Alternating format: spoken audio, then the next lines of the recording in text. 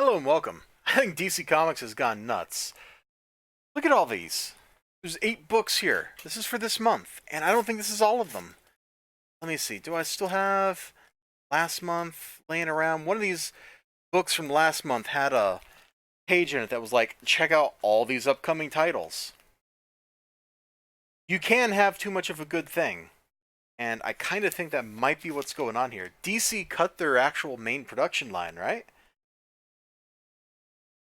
And now they're going back to a whole different, like all this other stuff. Here we go.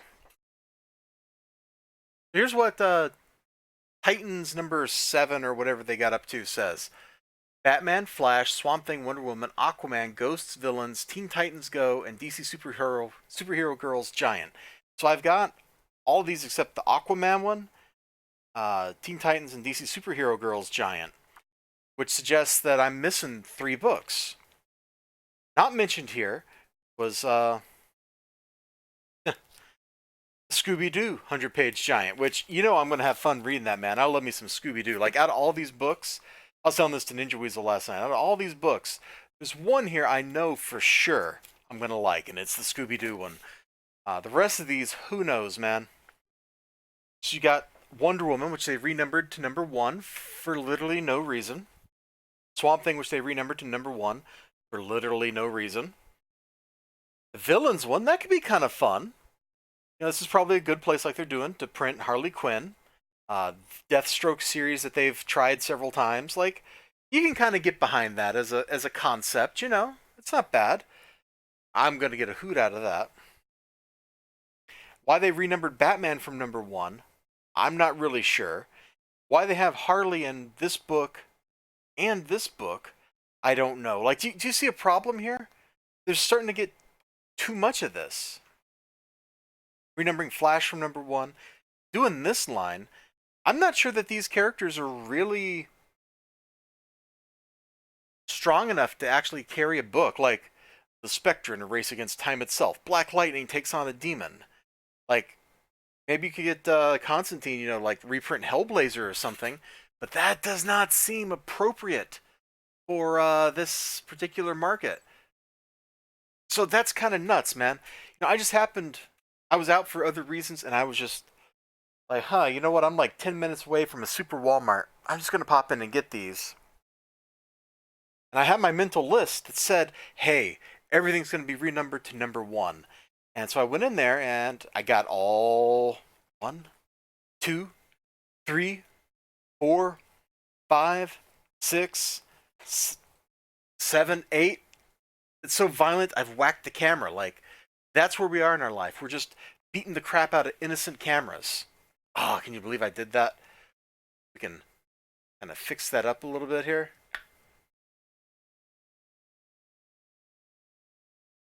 I think that's pretty good.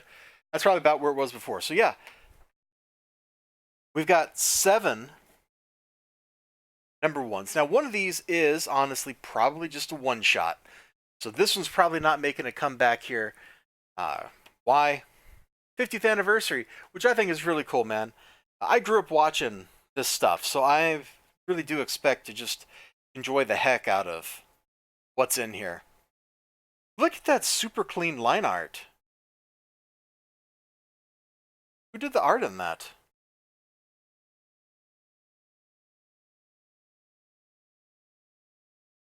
Yeah, that looked like the end of a story. Here we go. Mario Brizuela. I don't know who that is, but I really like this line art. It's simple and solid. It's very attractive looking. Reminds me a bit of Larry King or Kelsey Shannon. Oh my god, Kelsey Shannon art. Oh. Like, what is in this? So, Ghosts. Let's check this out. It's a whole bunch of short stories from other books, plus a new story. Like, these aren't even complete issues. These are like half issues. So this is a book composed of backup features.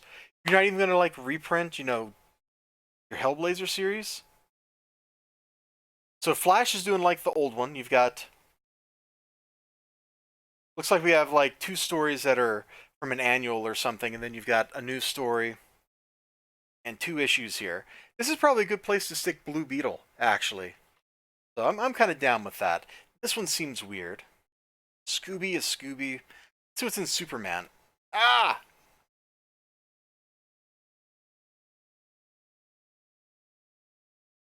I remember this Lex Luthor story. I forget where it was published. Oh, it's out of the Superman 1000 or Action Comics 1000. This was a fun story. Superman Batman The Unexamined Life. Terrific. So we're not getting like a Supergirl ongoing or anything in here. And I think that this story finally wraps up the ongoing thing that Superman had going on. Let me just kind of get these out of the way because I don't have a lot of room here under the camera. So what's in the Batman book? I don't know how many of these I'm going to do or do reviews of either. Like this is starting to be kind of an overwhelming amount of stuff. We got a Harley story, a Nightwing story. So we're not doing Batgirl anymore, apparently. But we are doing Batwoman, unfortunately. Okay. It is what it is. What's in the villain story? Is this just a bunch of little short stories or what?